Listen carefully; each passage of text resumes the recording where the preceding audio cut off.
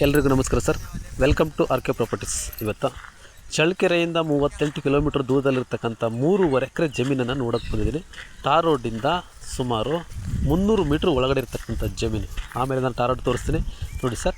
Land ಇದೆ, 3.5 ಎಕರೆ ಜಮೀನು, ತುಂಬ ಫಲವತ್ತಾದ ಜಮೀನು, ಸುತ್ತು ತೋಟಗಳು ಎಲ್ಲ ಇರ್ತಕ್ಕಂಥ ಜಮೀನು. ಇದು ರೇಟ್ ಏನು, ಲೊಕೇಶನ್ ಏನು ಅಂತ ನೋಡೋಣ. ಒಳ್ಳೆ ಗದ್ದೆ ತೋಟ ಮಾಡೋದಕ್ಕೆ ತುಂಬ ಫಲವತ್ತಾದ ಜಮೀನಿದು ನೋಡಿ. ಇದೆಲ್ಲ ಕೂಡ ಜಮೀನು ಬರುತ್ತೆ ನೋಡಿ, ಇದೆಲ್ಲನೂ ಜಮೀನು ಬರುತ್ತೆ. ಇವರು ಉಳುಮೆ ಮಾಡಿಲ್ಲ, ಭಾಳ ದಿನಗಳಿಂದ ಇದೇ ಥರ ಇದೆ.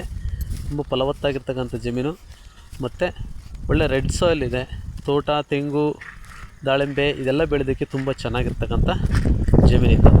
ಇಲ್ಲಿಂದಲೇ ಮುಂದೆ ಹೋದರೆ ನಿಮಗೆ ಟಾರ್ ರೋಡ್ ಬರುತ್ತೆ, ಆಮೇಲೆ ತೋರಿಸ್ತೀನಿ. ಇದು ಜನರಲ್ ಪ್ರಾಪರ್ಟಿ. ಈ ರೋಡಲ್ಲಿ ಮುಂದೆ ಹೋಗಬೇಕು.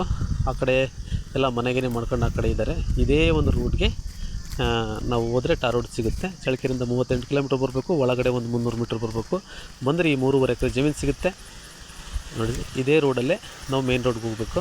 ಇದು ರೇಟ್ ಬಂದುಬಿಟ್ಟು 12 ಲಕ್ಷ ಹೇಳ್ತಾರೆ, ನೆಗೋಷಿಯಬಲ್ ಆಗುತ್ತೆ.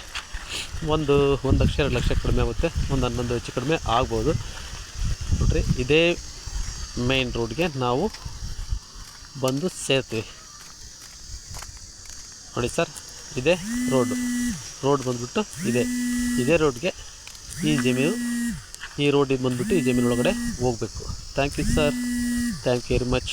ಅವ್ರು 12 ಹೇಳ್ತಾರೆ, ಕೂತ್ಕೊಂಡ್ರೆ ನೆಗೋಷಿಯಬಲ್ ಆಗುತ್ತೆ. ಖಂಡಿತ ಒಂದು ಒಳ್ಳೆ ಅಗ್ರಿಕಲ್ಚರ್ ಲ್ಯಾಂಡ್ ಅಂತ ನಾನು ಹೇಳ್ತೀನಿ. ಯಾಕಂದರೆ ತುಂಬಾ ಚೆನ್ನಾಗಿದೆ ಲ್ಯಾಂಡ್ ಮಾತ್ರ. Thank you very much sir. Thank you, all the best.